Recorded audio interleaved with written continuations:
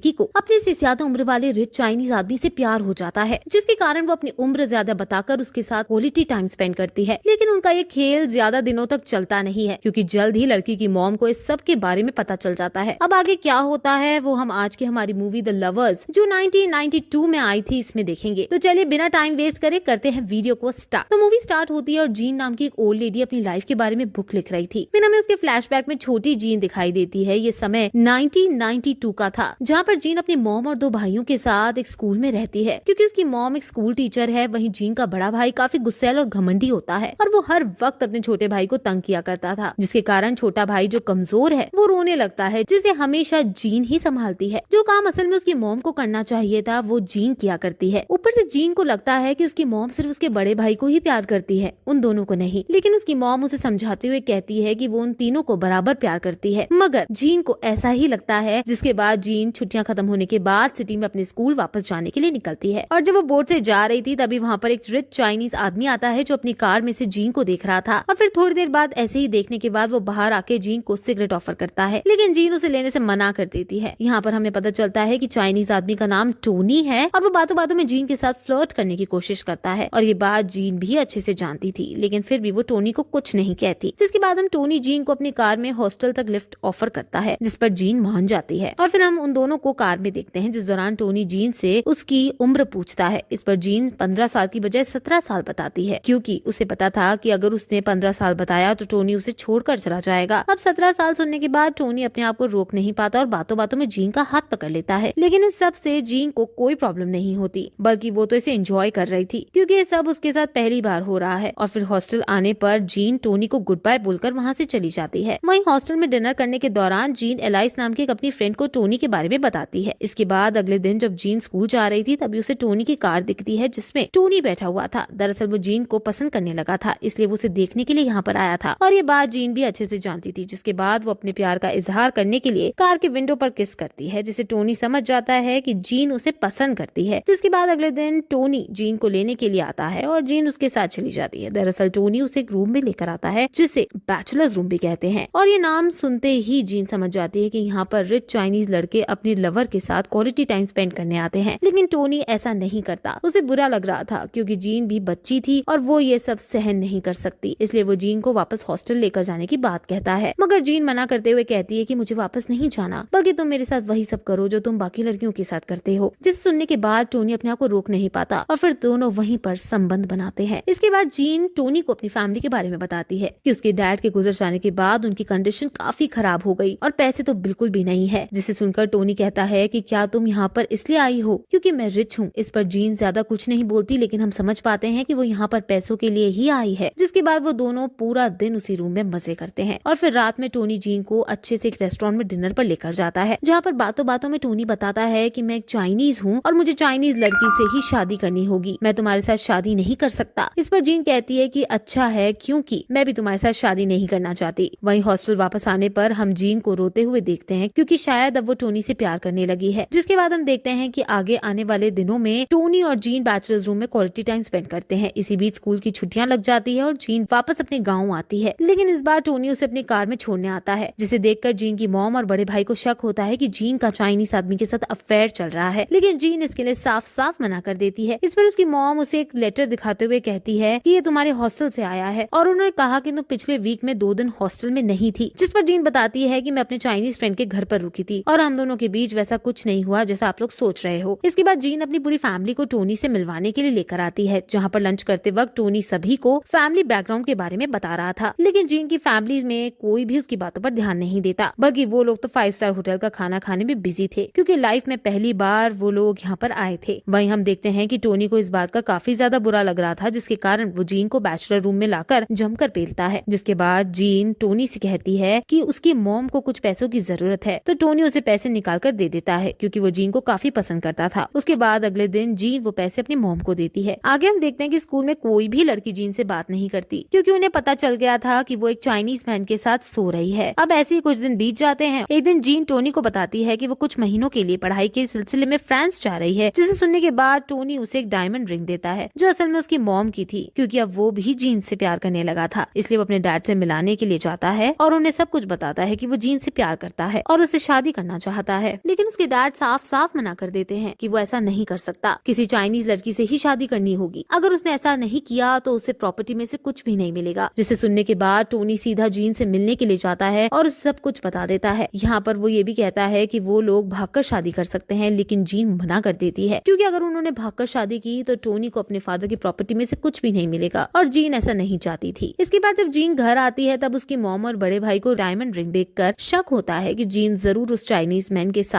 सो रही है, वरना वो उसे इतना महंगा गिफ्ट क्यों देता। यहाँ पर जीन उन्हें समझाने की कोशिश करती है कि ऐसा कुछ भी नहीं है, लेकिन उसका बड़ा भाई नहीं मानता और जीन की पिटाई कर देता है। अब इस इंसिडेंट के बाद जीन की मॉम उसके बड़े भाई को काम के सिलसिले में फ्रांस भेज देती है, जिसे देखकर जीन और उसका छोटा भाई काफी ज्यादा खुश होते हैं। और फिर जीन टोनी से मिलने के लिए बैचलर रूम में आती है, जहाँ पर वो देखती है कि टोनी की हालत काफी ज्यादा खराब थी क्योंकि वो सारा दिन बस नशे में ही रहता है, क्योंकि वो चाइनीज लड़की से नहीं बल्कि जीन से शादी करना चाहता था। इस पर जीन कहती है कि जब तक तुम्हारी शादी नहीं हो जाती मैं तुम्हारे साथ बैचलर्स रूम में टाइम स्पेंड करूंगी। इसके बाद जब जीन घर पर आती है तब उसे अपनी मॉम से पता चलता है कि टोनी ने उनकी काफी मदद की है। फिर वो चाहे जीन के बड़े भाई को फ्रांस भेजना हो या फिर उनकी पूरी फैमिली को फ्रांस में सेटल करना हो, जिसे सुनकर जीन को काफी अच्छा लगता है और वो टोनी को थैंक्स बोलने के लिए बैचलर्स रूम में आती है। लेकिन वहाँ पर टोनी नहीं होता, तो जीन पूरा दिन उसका वहीं पर इंतजार करती है, लेकिन टोनी नहीं आता। अब अगले सीन में हम जीन की पूरी फैमिली को फ्रांस जाते हुए देखते हैं, जिस दौरान जीन डॉकयार्ड पर टोनी की कार देखती है, जिसे वो समझ जाती है कि टोनी भी उसे प्यार करता है और उसे गुड बाय बोलने के लिए आया है, जिसे जीन को भी एहसास हो जाता है कि वो टोनी से काफी ज्यादा प्यार करती है और वो एक कोने में जाकर रोने लगती है। जिसके बाद हमें ओल्ड जीन को दिखाया जाता है। वो हमें बताती है कि एक दिन उसे टोनी का कॉल आया था और उसे पता था कि मैं एक अच्छी राइटर बन गई हूँ। साथ ही में वो ये भी कहता है कि मैं अभी भी तुमसे ही प्यार करता हूँ और मरते दम तक तुमसे ही करता रहूंगा। फिर गाइस इसी के साथ हमारी मूवी एंड हो